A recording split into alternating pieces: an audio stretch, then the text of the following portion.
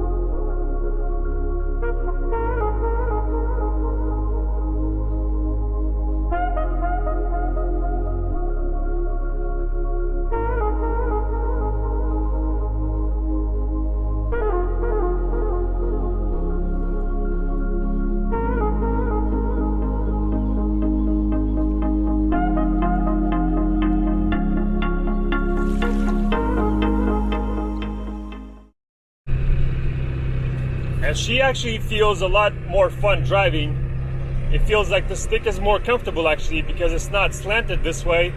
So the grabbing is a lot more natural, feels more natural.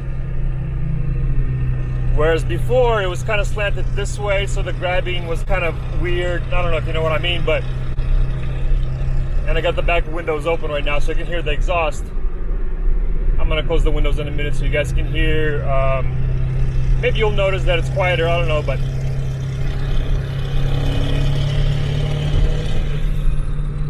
I just love driving with the exhaust sounds.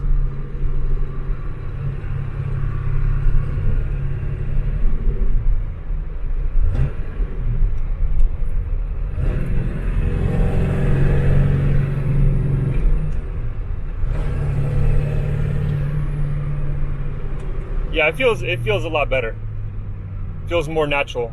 Whereas before, the stick was kind of bent this way, so I had to grab it from the top. Now I can actually grab it, you know, this way like a real man, not like a woman, you know, with the finger. Beep beep. All right, so let me close the windows and we will hear how she sounds with the windows closed.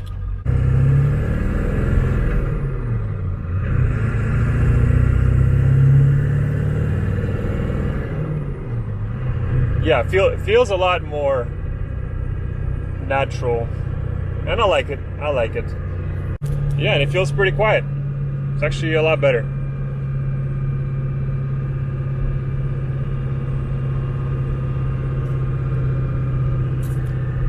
Let me get in the freeway here.